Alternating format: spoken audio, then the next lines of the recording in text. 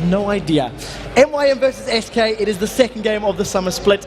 It's definitely one that actually you can vote on. If you head over to lolesports.com, click on matches, top right, and go vote who you think is going to be the victor. I have no idea what the percentages are, but everybody else can check.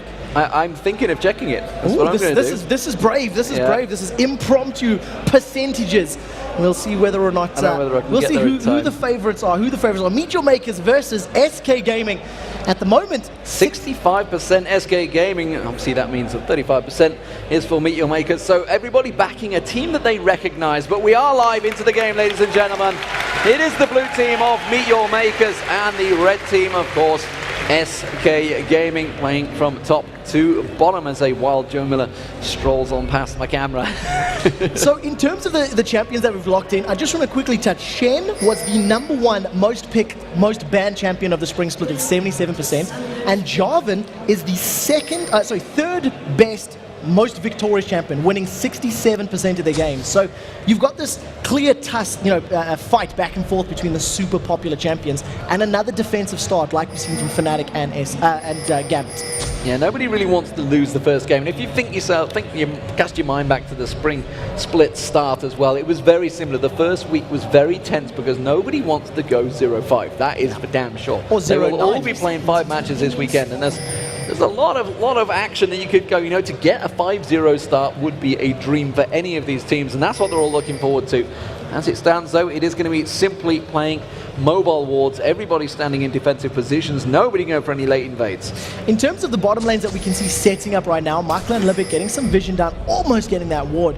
If Libic gets a good death sentence onto either Janna or Caitlyn, they have very, very good kill potential at low level. Varus is going to have that percentage HP, the damage from Flay once Libic eventually gets it. It hits really, really hard. What you're going to see from SK is these moments of poke where Candy Pan is going to charge up those headshots. He's going to get the Eye of the Storm, that bonus attack damage, land the headshot bonus, and then back away, using that range to just poke and poke and poke. And no pressure to Libic, but the last Thresh that I cast was Mad Life. I'm just saying, he was pretty good. We'll see how those flays work out for him, because Jarvan could theoretically come sliding in and get flayed straight back. Yeah, we've seen that out of players like Mad Life and the Thresh Prince when Edward was still here. At the moment, though, just this very slow start. Red buff picked up by Hercubot. He had a lot of support there from Kevin's Elise. He's going to get up into that top lane, and you've got this top lane of AP versus AP, where both have fairly good low-level base numbers, but Elise should win until Cubone starts stacking some mana with that tier. You can see Candy Pan putting the pressure down. Libic's trying to get some damage down on him, but Makler is going to continue poking out with that Q. The Varus's Q is the piercing arrow. Yeah, get the exact. See, I'm alongside you now. I can easily just refer to. I know, but I'm scared because you put me on the spot and then I panic. And I was like, oh, Q. The moment though, Libic, he's still waiting for that level 2. He needs a couple more CS. If they get this, he wants to go aggressive, and you've seen his position. He was poising. He was like, I want to go. But Makler just wasn't clearing that wave quickly enough, and Candy Panda, with some good poke damage, is actually controlling Makler and Libic.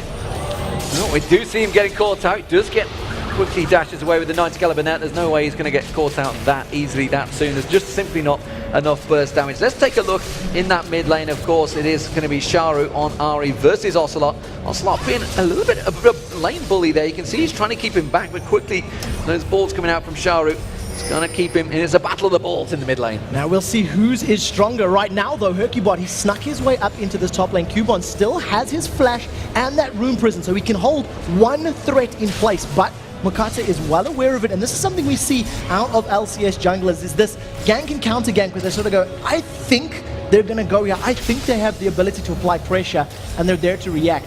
This mid lane Ocelot has a strong advantage thanks to Orianna's passive, those clockwork wind-up. It's an additional magic damage with each auto attack. And if Charu actually stands toe-to-toe, flinging balls of fire against those little gears or whatever Orianna throws, he's going to come off worse for wear.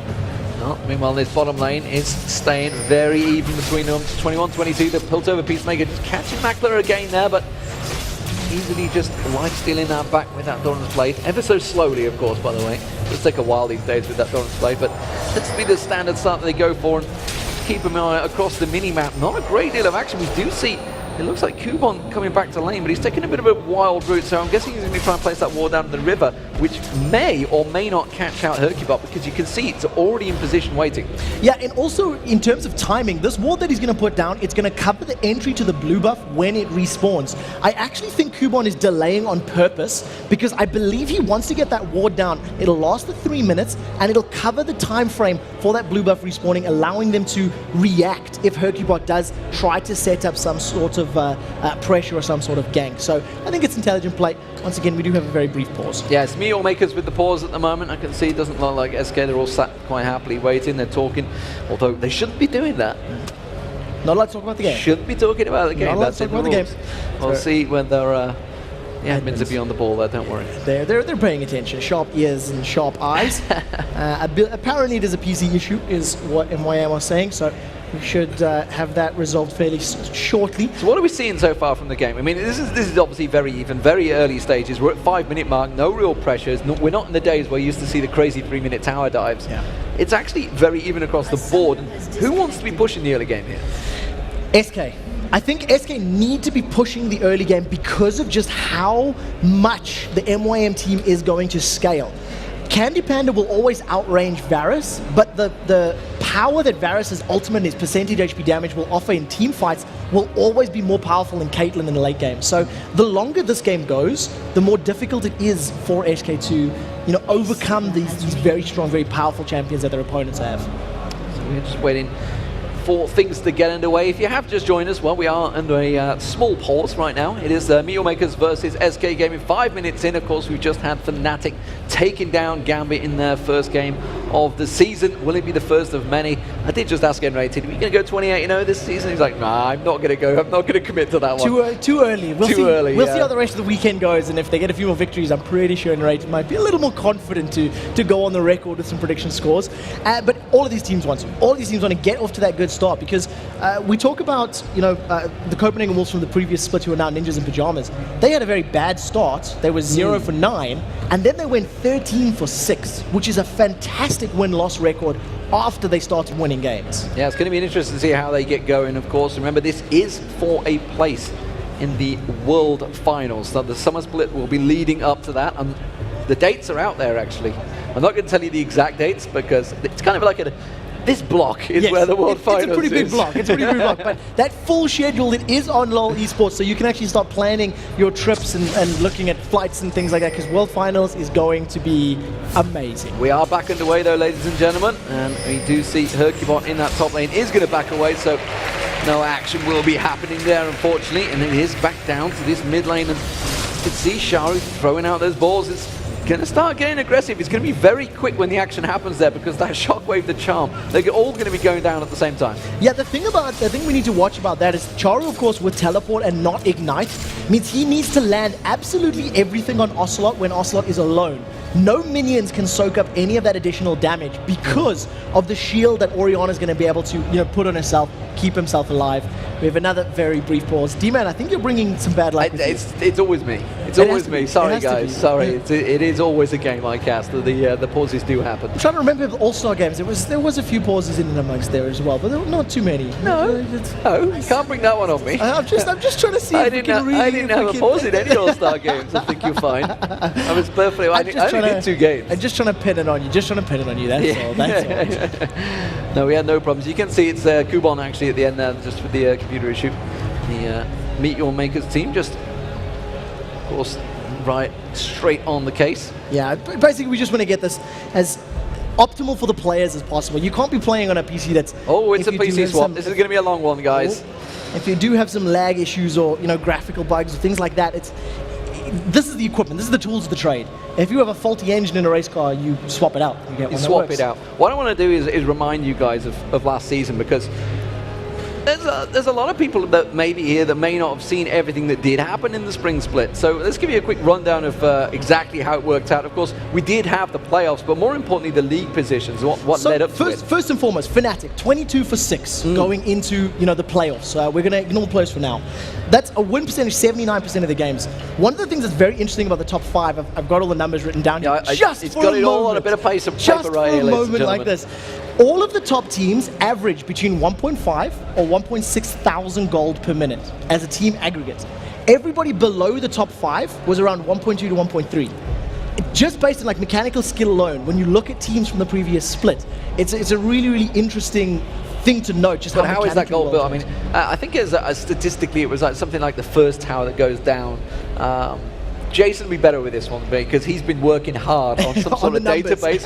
It's something ridiculous with a percentage that the person that gets the first kill, like Gambit, if they get a first blood, they generally go on and win the game like 70% of the time. There's all sorts of crazy stats he's working on that I think we're going to start seeing coming out over the season. Well, and basically the more games we have, the more wealth of data we can pull from. And talking about Gambit, they went 21-7. They lost only one game more than Fnatic. But interestingly, they were the ones that beat Fnatic throughout the split. They beat them 3-1 over the course of their 4 games, but then lost in a best-of-5 extended series. So it shows you just how close the upper echelons of the scene really are here in Europe. Yeah, and of course, SK Gaming, they didn't have an amazing start. They kind of worked the way through, but they kind of snuck through. I mean, they ended up with 17-11. Not a bad record. So I was looking at SK Gaming stats, and I was looking at the games and the history coming into this, the summer split. And the thing that SK did, every team below them, they beat consistently. I think, there's some strong words from Deficio from Ninjas Pajamas who said, summer split, like, we want SK. Because they went down 4, they lost all 4 games to SK. They just couldn't find a way to beat SK Gaming. And this is what kept SK in that top 4, kept them in that 3rd position for so long. The ability to defeat teams like Against All Authority, Giants, Dragonborns, but they faltered when they came up against the number 1s and 2s of Fnatic and Gambit. Yeah, and you look at Copenhagen Wolves, the fact that they did go that 13-6, they ended 13-15. If they can start off well this time, they are now known as Ninjas in Pajamas. In case you missed it, they did transfer organization, so NIP have themselves a presence. They're not just the Counter-Strike legends, they are now League of Legends, very popular team. Yeah, honestly. very, very true. It's funny, it's a funny story for them because when they went 0-9, everyone kind of got behind them. Yes. Even the players were like, we really want them to win a game now. We're starting to feel sorry for them. I still remember Nono's face because it was Against All Authority. Happy. Against All Authority gave them their first victory. This was the Wolves, and it had the pentakill from Syndra, and Nono was there was just so much emotion. I do want to point out one thing though, because there is something that everybody seems to forget. Bjergsen joined the team, and his first 3 games with the team, they did lose. They lost. They lost. So they were actually 0 for 6. It wasn't an instant turnaround. Correct. They were 0 for 6 when Bjergsen joined. They lost 3 games that weekend. They were then 0 for 9, and that's when it turned around. It just seemed that he needed that extra week. He needed games on the stage under the lights to settle and find his groove. And boy, when he found it, did he hit it hard. Everybody making mad dash to get food quickly before the pause continues. As you can see here, that is the stage setup we have, and there is the glorious DreamHack in the background. You can see the banks of computers back there. This is 1 hall of 4, I believe. Yeah. And this is, so what you're looking at is about a third of 1 hall, and there's 4 of them. Well, to give you the numbers, there's 25,000 tickets sold for this event. There's 10,000 people with PCs alone, which is a lot of computers right there. It's a lot of power involved in that. There's a lot of bandwidth involved in that as well. A lot of bandwidth. There's a lot of onesies as well. I must admit, I'm not quite sure where the Swedish attraction to the onesie comes from, but there is a lot of them, and it's not only DreamHack, it's a number of Swedish organizations and things that like those onesies, the boss man himself is wearing one this weekend as well. It's true, but I still don't get it. It's not my thing. Ninjas in pajamas. They're comfy. Hey, you're a big fan of big fan of the comfy pants. So. Don't bring up the comfy pants. One time I wear comfy pants. One time. So guys, we do apologize about this. The game is still being delayed, as D-Man pointed out. It is a PC swap out for Cubon, so hopefully we can get that resolved quickly. I can see the rioters working fervently over there. Working on the machines, and then these things happen. This is the one issue with esports. It's not like we're playing football. We can't just change the ball out so quickly. The problem with esports is you're kind of reliant on that PC working, and they just swap it out, no problem. Get the technical problems are a little bit more difficult than my studs are broken or my shoelaces are untied. I need new boot. Okay, that's nice. You best go get some heads on. Some of the interesting stats that I've also just got written down here. First of all, highest KDAs. Hercubot had the number 1 KDA out of all of Europe last splits, 7.5 average kills, deaths, and assists. And I know the last weekend or 2, he was averaging like 18 to 20. It's not quite Helios level as far as North America. I believe he's on 42 after their first week. But, number 1 KDA leader for Europe is in the game right now. You can see the stage setup. Everybody's sat ready and waiting. The players are sat ready and waiting as well, to be fair. SK Gaming are all sat in the staying relatively calm. I can see lots of mouse clicking going on, so they must be doing some sort of out-of-game. I believe that we are potentially live again, and it's just a matter of the spectator catching up with the actual game. So we will be finding that out very, very shortly. It looks like a couple of readies are coming back in. So to remind everybody, it is, of course, SK Gaming versus MeetYourMakers.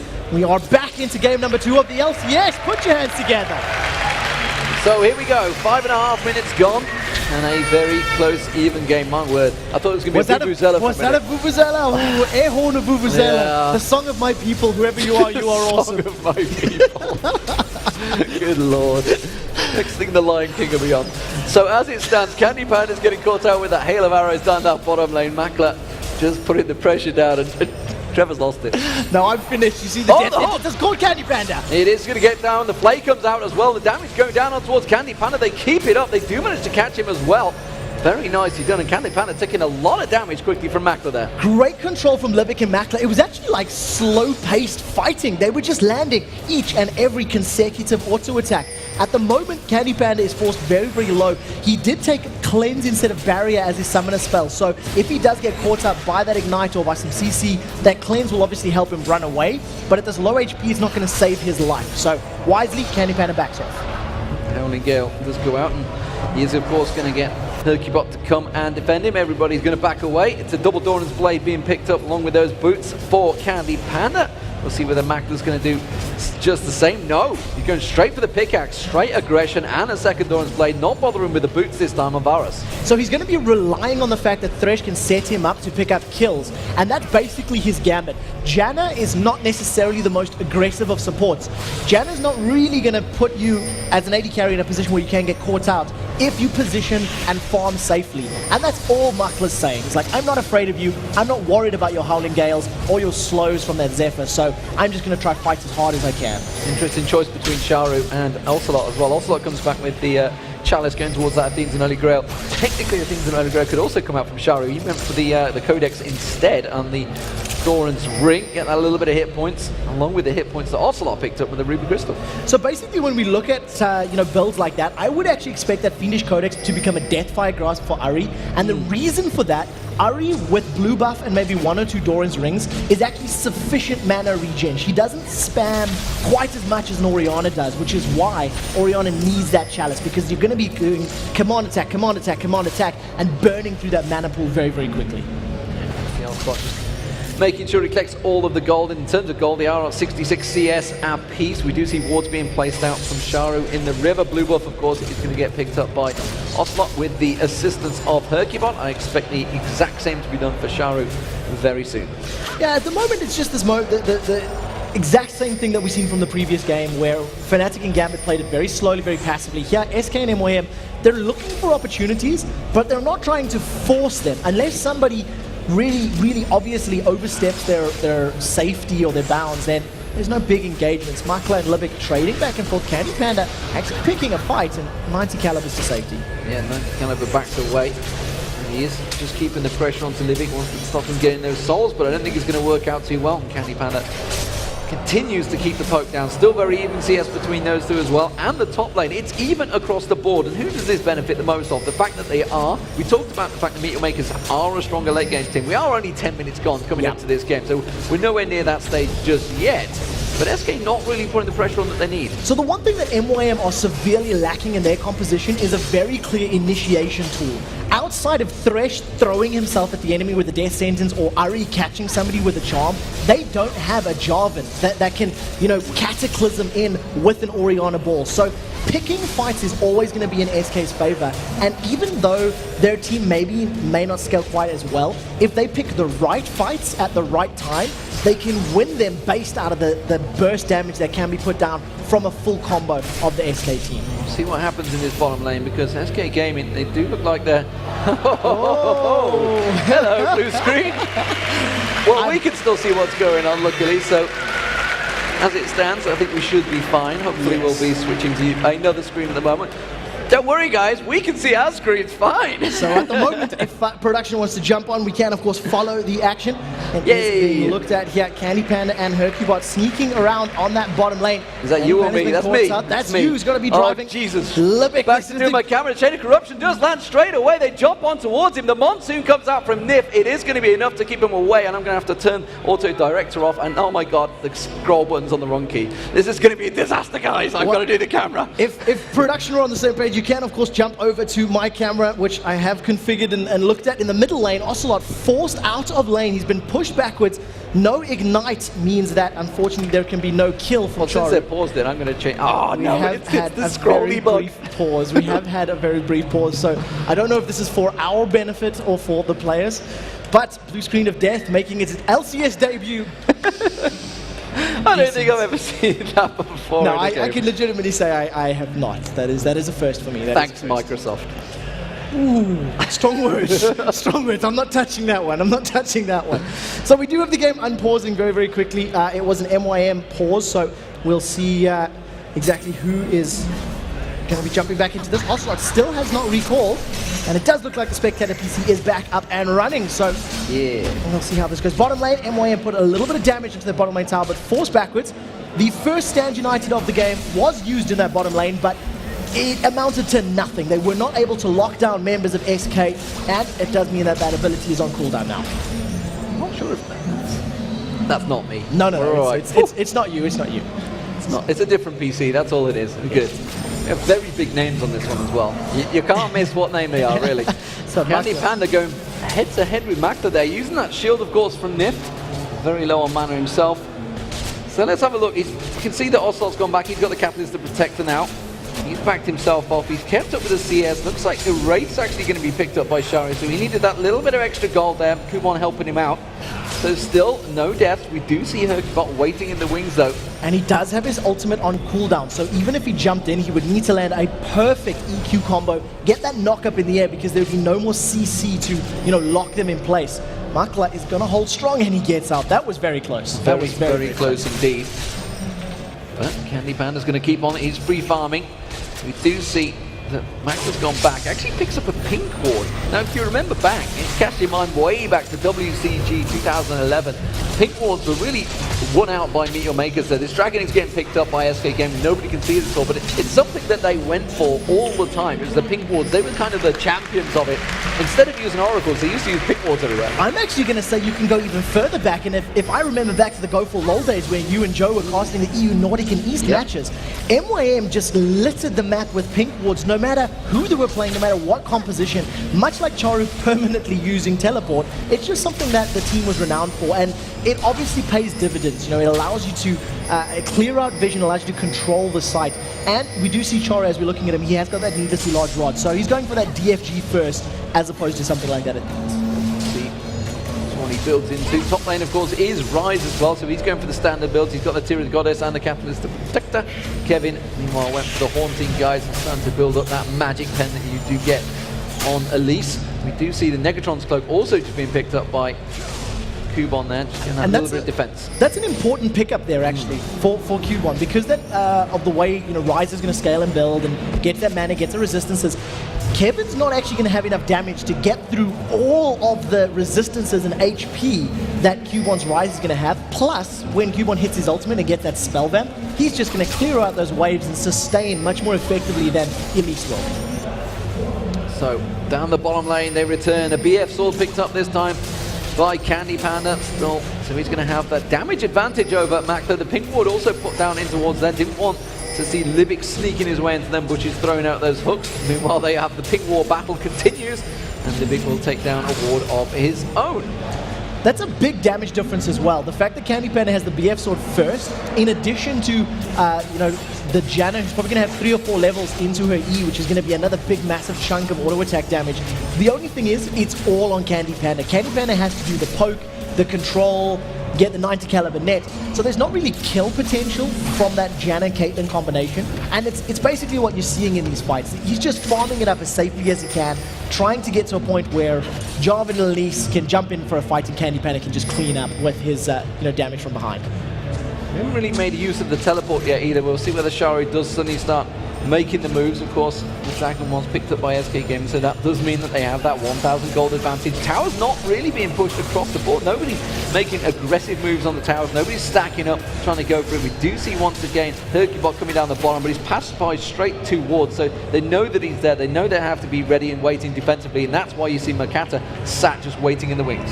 Yeah, so it does look like we will be jumping to another spectator position quickly, and we'll see how well Makata is going to be able to counter this gank, because at the moment he is, sitting in a position about to butt heads with Hercubot. We will pull up, hopefully, my computer screen in a moment. I'm not having any issues right now, and I can, of course, drive this one, so we'll see how well this works.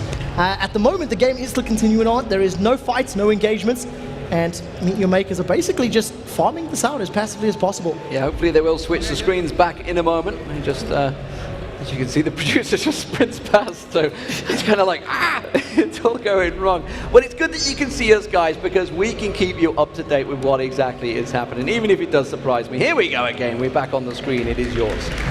We'll see if this is actually mine. I am not. No, it's not. It doesn't matter. It's APC. So we'll see how it works. It is currently on directed camera, and that will, of course, then drive it. At the moment, again, no ganks, no fights, 800 gold difference. Cubon is battling with Kevin in the top lane. They trade back and forth a little bit, but overall, nothing too dramatic. And basically, it's just a farm fest. There's nothing else to analyze. Yeah, it is a 15-minute farm fest so far, guys. As we'd expected, but the middle turret has gone down finally. So the first turret of the game, it's Sharu that kept the pressure on there. So Ocelot has managed to lose his middle turret. He has got himself a Rod of Ages, though, along with that Deathfire Grasp that he said Sharu was going towards. We'll see whether they do actually start fighting soon, though. Now, that's something that is going to play into Ari's favor, because he does not have that Ignite to pick up any kills for Orianna. He's going to be relying on the burst from the DFG to initially chunk him down and then follow it up with the rest of the magic damage.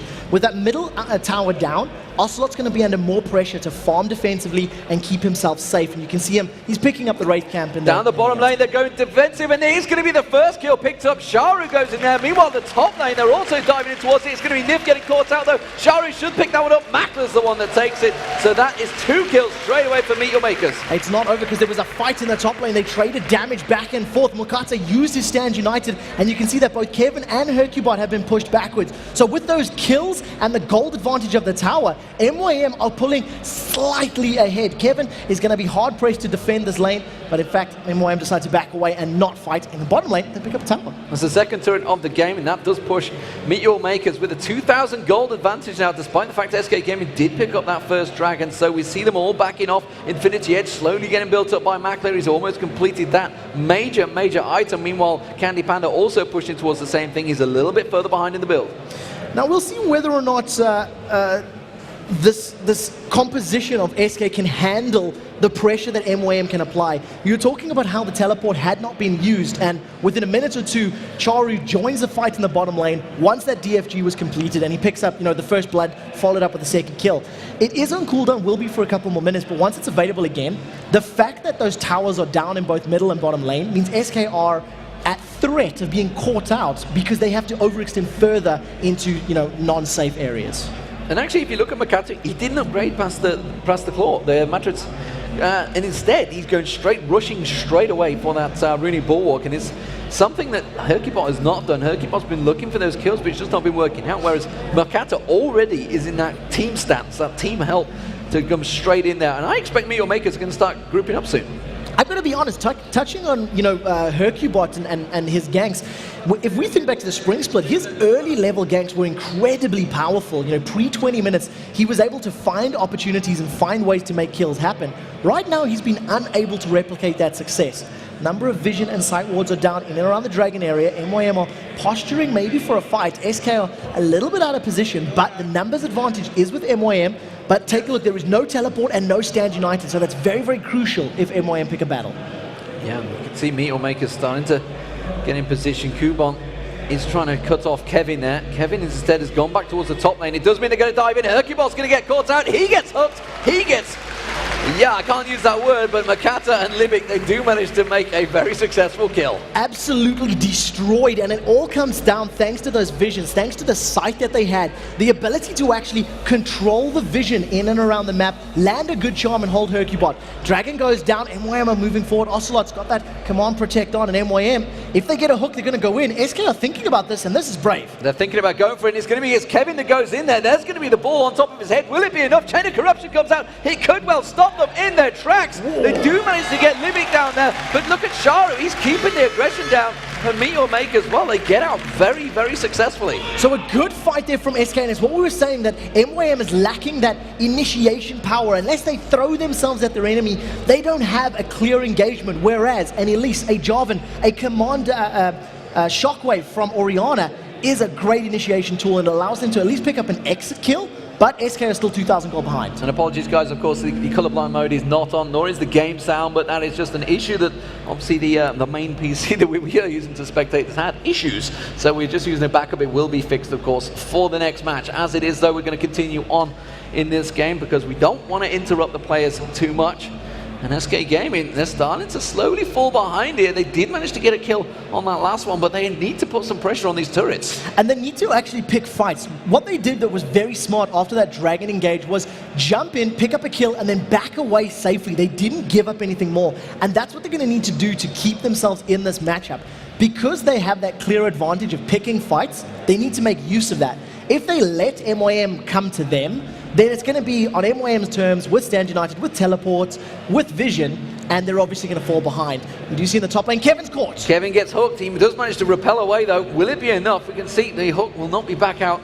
And that was very well played by Kevin then to quickly escape the duo lane of Libic and Makta. Have now moved themselves in towards that top lane. We do see Makata making his way across. He's just shadow dashed across from the Baron pit. Hercubot was there, and he just puts the ward straight on his head. So he's going to be fully aware that that vision is there, and wisely, because Hercubot was around, it does look like that Makata is recalling up in that top lane. We'll see whether or not Kevin decides to stick around and try to fend off their last outer tower.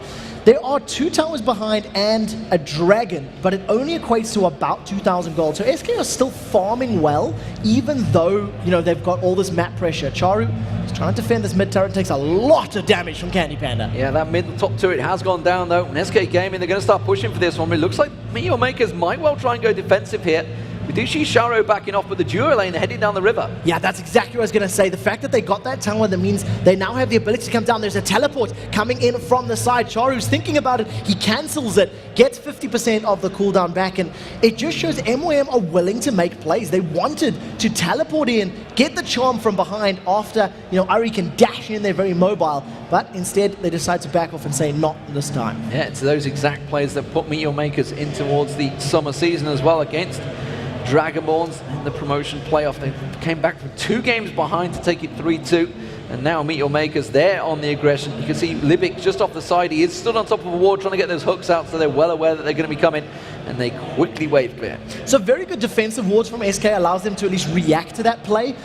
You could, you know, posture that if they didn't have vision, they may have been caught out. So I like the fact that even though they're falling back, there's still wards, look, in the river, in the mid lane, that SK are trying to keep some control. The problem is there's waves pushing against their top and their bottom lane. So as they split up to try and deal with the minions, MYM are just going to get free damage on the tower. The hook is caught, Kevin. The hook is caught in. That's going to be the shockwave. It got towards Makta, quickly flashed out of it there. And we saw there was a Hercubot diving in. Didn't go for the Cataclysm, no. Didn't quite catch him just in the right time. But that does mean that there's going to be 2 ultimates burned for SK. So the shockwave is down. It's about 1.5 minutes before it'll be available again. But look at the damage that Makla's taking just from the poke there of those volatile spiderlings and the Piltover Peacemaker. So he's dropped low. He doesn't have a Vamp Scepter yet. So his sustain will be, you know, minimal at best. But MYM is not afraid. They are keeping up this pressure. They do see another good hook, and they are going to go in with it, actually. While this is all happening, the split push is off there. Chain of Corruption does go off. Kevin gets caught out. The charm comes through.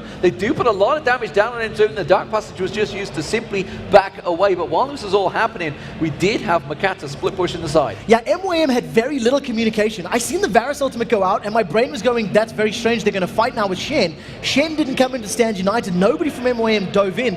Then you seen, you know, the charm landing onto Kevin's Elise, and nobody jumped on there. I think MYM are not 100% convinced of what the correct action was, so they did nothing instead. Even though, each landed, oh, now in the middle lane, the taunt is up. Tell a lie, they're going to flash taunt in there. Ocelot's the target. They're going to go towards him. He should go down. He will go down. It's Sharu that picks up the kill. So the tower was the only thing that kept MYM back. The only reason MYM didn't throw themselves at that fight, they were afraid to fight under the tower. They caught out Ocelot with no tower, no additional defenses, and they popped him. Now, 5 members of MYM are going to be pressuring this middle lane the moment Varus gets there, and we'll see how well the SK can defend, because at the moment they're falling further behind. Well, they're falling behind because Makla's just gone, well, I'm going to go farm this top wave.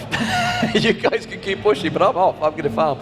So instead, MeetYourMakers do all back away, and SK Gaming, they are back once again in a precarious position. They're looking to maybe try and get in there. There's going to be a shadow dash on towards Kevin. Kubon comes around. He tights up the room prison. Will the hook land? No, it won't. Libic just misses out.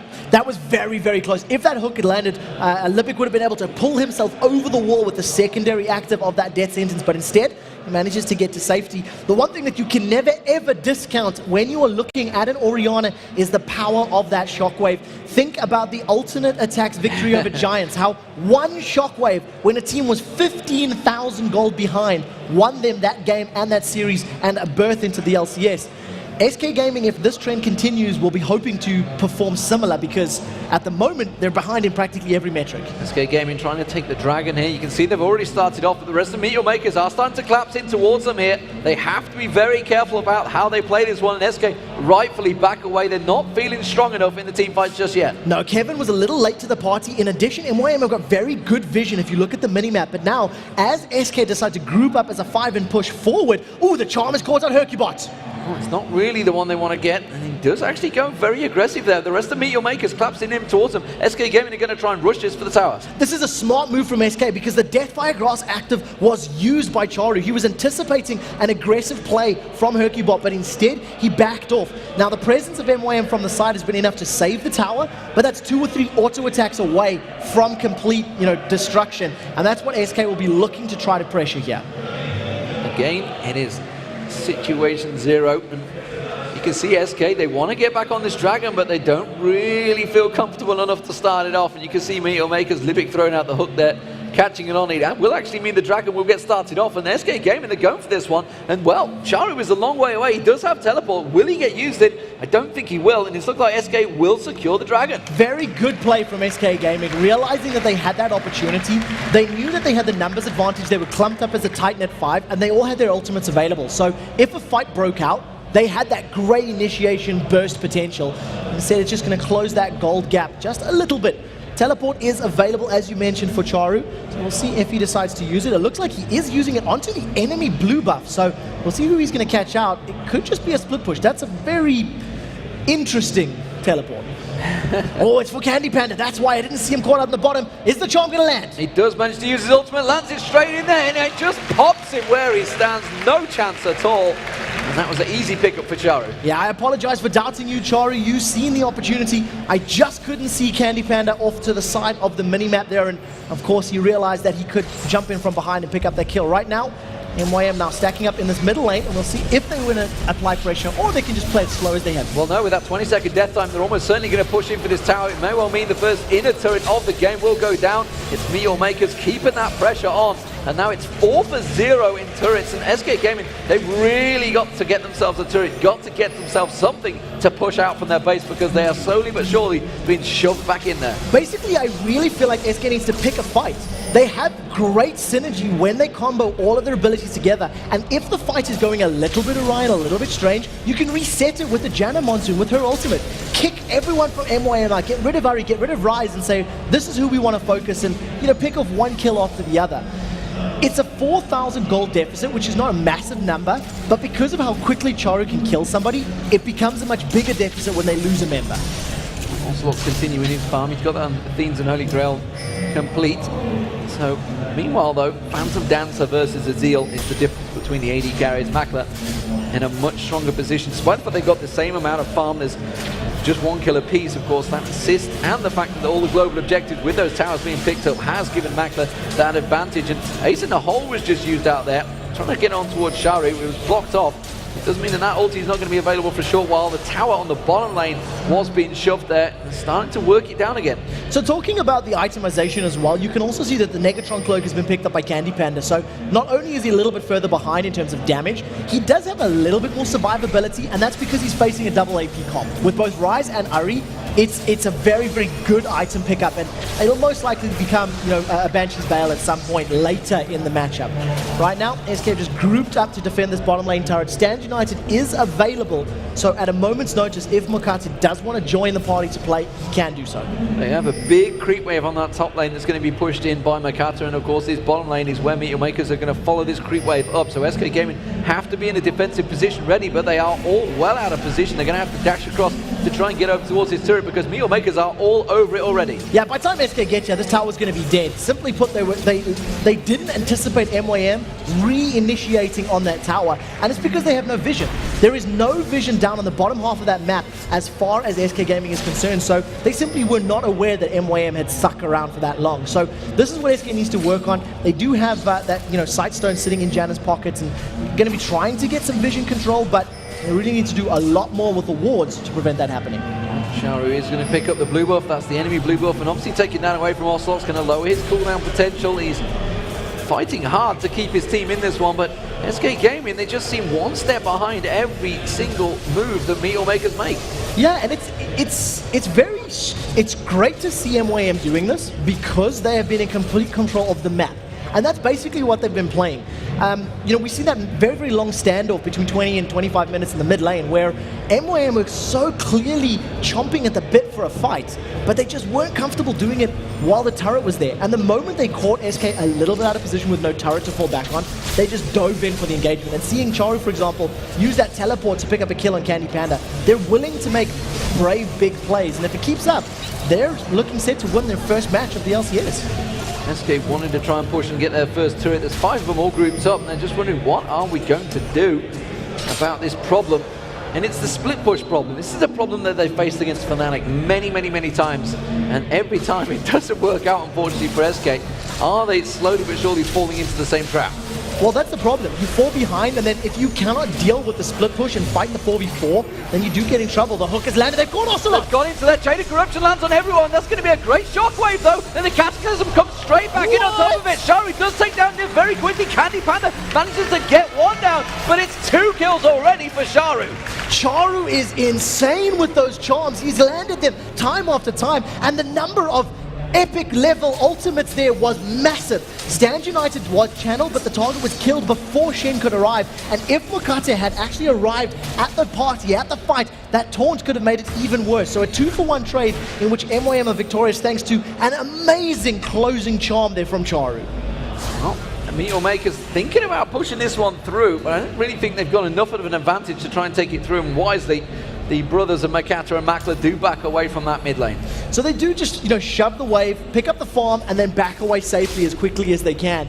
We do have another very brief pause, which we can only apologize about. Right now, 5,000 gold is the advantage that MYM have.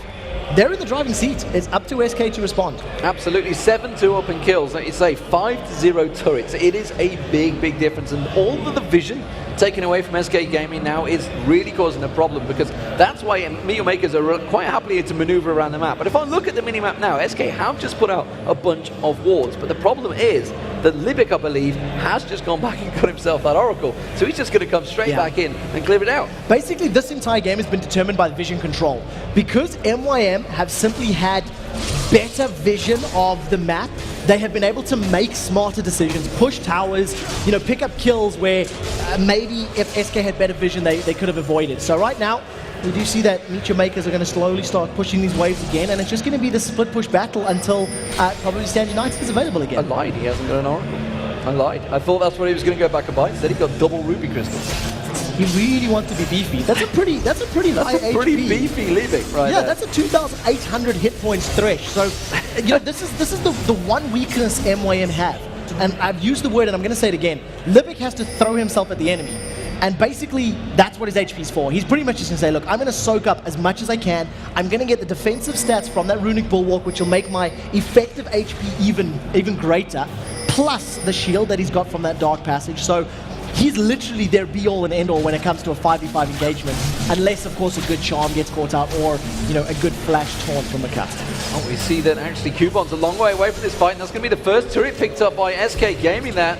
They are slowly clawing themselves, keeping themselves in. Oh, double wards place, that's never a good sign, though. Miscommunications there. It's a 5,000 gold difference, though, between these teams. And finally, they did actually catch MeetYourMakers just slightly out of position. So that's a much-needed confidence boost for SK #1 because they're now going to have a little bit more freedom in the middle of the map. But more importantly, it's going to allow SK a little bit more control and entry into the MYM jungle. If they're feeling brave enough to get vision down, like you can see MYM doing now, MYM, they know there's no towers. They know they've got an advantage. So they basically just walk up and say, I'm going to ward. Now with that middle tower down, SK have the opportunity to do something similar if they stay grouped. See the Oracle battles going out, the ward clearing continuing.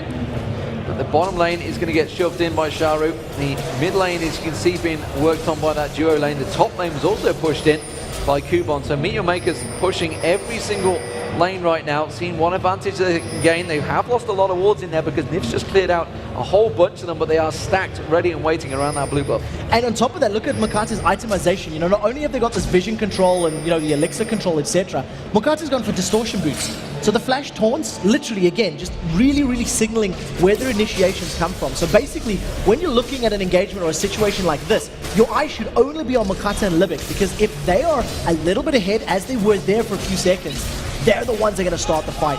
Candy Panda channels that ace in the hole, but it didn't really accomplish all that much. No, but I'm looking at Sharu, seeing where he's maybe trying to position himself across. You can see he's taking a little poke at Kevin, seeing if he can get towards him. Not really the target he wants to go for, though. MeetYourMakers kind of lost in this jungle, and the question is, are SK Gaming going to go investigating? SK are thinking about it. They have some vision, which is making them feel a little bit braver than maybe they should. Blue buff is up. They're going to try battle. There's the death, and they've got Candy. The hook comes in, and he's going to dive straight on it. He doesn't manage to get him, though. Now it's going to be the box going down. SK Gaming can turn this one around. Makata does go down, but it's going to be Niv that picks up the kill. Unfortunately, Kevin goes very aggressive in there. How have they got the damage? They can't seem to get on the position. They have not really got the vision or the positioning to get this fight going, and it's Makata that picks up the double kill. So they trade 2 for 2, and Charu, another fantastic charm in that engagement, allows them to secure yet another exit kill as the fight plays out.